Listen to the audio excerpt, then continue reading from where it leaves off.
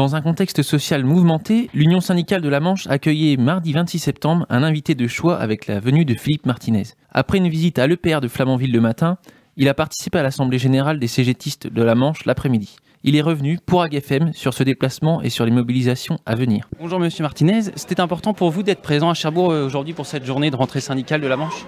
Oui, c'est important pour moi d'être présent là où il y a des militants de la CGT pour écouter ce qu'ils ont à dire, pour leur dire ce que j'ai à leur dire. Puis en même temps, on a conjugué cette assemblée avec une visite sur le site de l'EPR où là j'ai pu discuter avec les salariés, voir la réalité du travail dans un site qui est quand même assez caractéristique de ce qui se passe dans beaucoup d'entreprises en France, c'est-à-dire un mélange de salariés d'horizons différents, de travailleurs d'horizons différents, voire de nationalités différentes. Et donc c'est important d'allier la théorie à la pratique.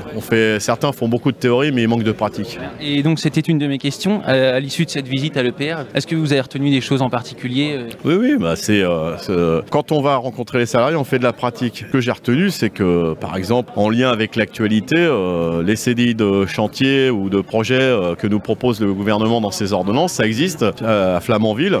Il faut écouter les salariés qui le vivent depuis des années. Ils n'ont pas l'air franchement satisfaits de cette situation parce que ça les maintient dans la précarité, ça les maintient dans une forme d'inconnu sur la durée de leur contrat de travail et on ne construit pas sa vie comme ça. C'est une réalité aussi d'aujourd'hui sur les travailleurs détachés qui viennent pas ici parce qu'ils ont envie de voyager, qui viennent ici parce qu'ils ont envie de gagner un peu plus d'argent que dans leur pays et en même temps c'est la réalité de cotisations sociales que leur employeur oublie de payer, c'est des problèmes d'hébergement, etc. Donc on a à Flamanville une réalité de la société française que M. Macron veut accentuer par ses ordonnances et qu'on combat parce qu'on veut le choix d'une autre société.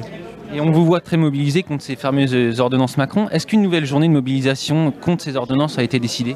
Une nouvelle journée de mobilisation interprofessionnelle n'a pas été décidée. En tout cas, c'est l'objectif et elle aura lieu très prochainement. Nous travaillons à ce que cette journée elle puisse se tenir dans des conditions de convergence syndicale, d'unité syndicale plus large que nous avons connues. En tout cas, c'est ce à quoi nous travaillons aujourd'hui. Et un de vos militants vous a interpellé sur un possible durcissement des mouvements de manifestation. Y êtes-vous favorable et qu'en pensez-vous ? Je suis favorable à un durcissement de la mobilisation, à condition que ce durcissement il ait lieu dans un maximum d'entreprises. On peut pas faire de la grève par procuration. En tout cas, moi, c'est un appel que je lance au monde du travail. Aujourd'hui, se reposer sur quelques-uns pour essayer de voir aboutir ces revendications, ça ne marche pas. Donc, c'est une vraie attaque contre l'ensemble du monde du travail. Quand je parle du monde du travail, ça va de l'étudiant jusqu'au retraité, en passant par le chômeur, le précaire. Et donc, la réponse, elle doit être beaucoup plus large. Tout le monde a les possibilités d'agir d'une façon ou d'une autre, pas forcément par la grève, dans son entreprise. Ce qu'il faut, c'est qu'il y ait un vaste mouvement populaire. C'est ce à quoi nous travaillons.